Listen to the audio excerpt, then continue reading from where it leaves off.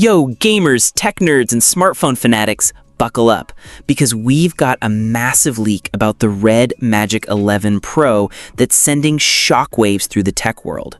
For the first time ever, REDMAGIC might not be using Qualcomm's top-of-the-line flagship chipset in their upcoming gaming beast. Wait, what? Is this a game changer or a total misstep? Stick with me to the end because this leak is wild, and I've got all the juicy details to break it down for you. Let's dive in. REDMAGIC has been the king of gaming phones for years. Their phones are like pocket-sized gaming consoles, blazing fast, built for epic battles in Call of Duty Mobile, Genshin Impact, and Fortnite. And what's powered that dominance? Qualcomm's flagship chipsets. The Snapdragon 8 Gen 3 Elite and the REDMAGIC 10 Pro, absolute fire. The REDMAGIC Astra tablet, same deal. These chips are the heart of their insane performance.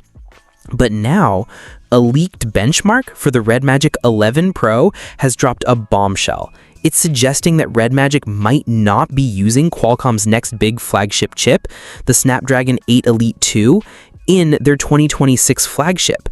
Instead, they could be going with something less powerful? This is huge news, and it's got the gaming community buzzing. Is REDMAGIC taking a risky gamble, or is there more to this story? Let's unpack it.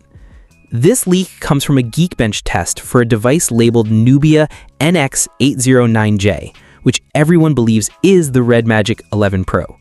And the scores? They're raising eyebrows.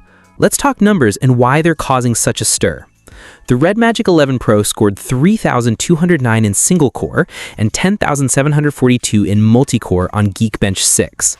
OpenCL score was 22,691. Solid numbers, right? But here's the kicker.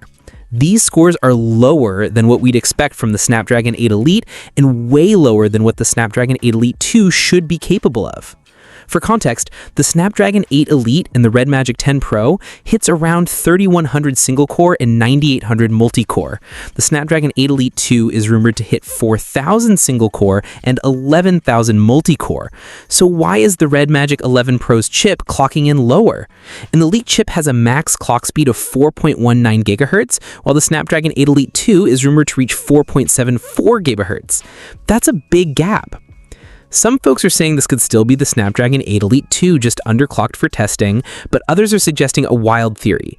What if REDMAGIC is using a different Qualcomm chip? Maybe the Snapdragon 8 Gen 5. Yeah, you heard that right. Not the flagship, but still powerful. Let's break it down. The Snapdragon 8 Elite 2 is expected to be Qualcomm's crown jewel for 2026, built on a 3M process with 2 Oryon Prime cores and 6 performance cores. It's supposed to be a monster with a 20 to 30% boost in single-core and 10 to 15% in multi-core compared to the Snapdragon 8 Elite. Phones like the Galaxy S26 Ultra are rumored to use an overclocked version hitting around 3,393 single-core and 11,515 multi-core. The Snapdragon 8 Gen 5, on the other hand, is high-end, but not the crown jewel. Think of it as near flagship performance at a lower cost. Some say REDMAGIC might go this route to balance price and performance. Gaming phones already pack features like big batteries, cooling fans, and 144Hz AMOLED displays, so maybe this is about keeping costs down. But here's the emotional part. REDMAGIC phones have always pushed limits. They've never compromised on power. So if they're stepping away from the flagship chip, is this a betrayal of hardcore fans? Or is it a smart move to make the REDMAGIC 11 Pro more affordable? I want to know what you think in the comments. So why would REDMAGIC take this risk? Their phones are built for gamers who care about performance, but also value. REDMAGIC phones are already cheaper than Galaxy or iPhone flagships. The REDMAGIC 10 Pro launched at $649, way less than a $1,200 flagship. If they use the Snapdragon 8 Gen 5, they could keep the price low while still offering insane features. Rumors say the REDMAGIC 11 Pro will have a 6.8-inch AMOLED display with 144Hz refresh, a 6,500 mAh battery with 120-watt charging, IP68 water resistance, triple cameras with a 50-megapixel main sensor, and even a 16-megapixel under-display selfie camera. This phone is stacked. But gaming phones live or die by performance. If the Snapdragon 8 Gen 5 can't keep up with the Snapdragon 8 Elite 2 in games at max settings, will gamers forgive REDMAGIC? The benchmark scores are about 5% better single-core and 9% better multi-core than the REDMAGIC 10 Pro. Still solid, but if the Elite 2 could push even higher, why settle? This leak is just the beginning. Qualcomm Snapdragon Summit is happening in September 2025, where we'll get the full scoop. REDMAGIC could be among the first with these chips, just like before. What I love about REDMAGIC is their boldness. If they're going with the Snapdragon 8 Gen 5, it could be genius to make gaming phones more accessible. Imagine a REDMAGIC 11 Pro that's $100 cheaper, but still delivers 90% of the performance. That's a win for gamers on a budget. But if they stick with the Snapdragon 8 Elite 2, and these scores are just early testing, we might be looking at an absolute monster.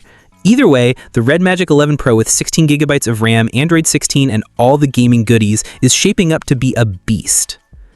So, is REDMAGIC making a bold move to save us money, or are they risking their rep by skipping the flagship chip? I'm torn, and I want to hear from you. Do you think the REDMAGIC 11 Pro will dominate gaming with these scores, or are they cutting corners? And if you're as hyped as I am for the Snapdragon Summit, smash that like button and subscribe so you don't miss my follow-up video when more leaks drop. This is His Transform, your tech and gaming guide, signing off.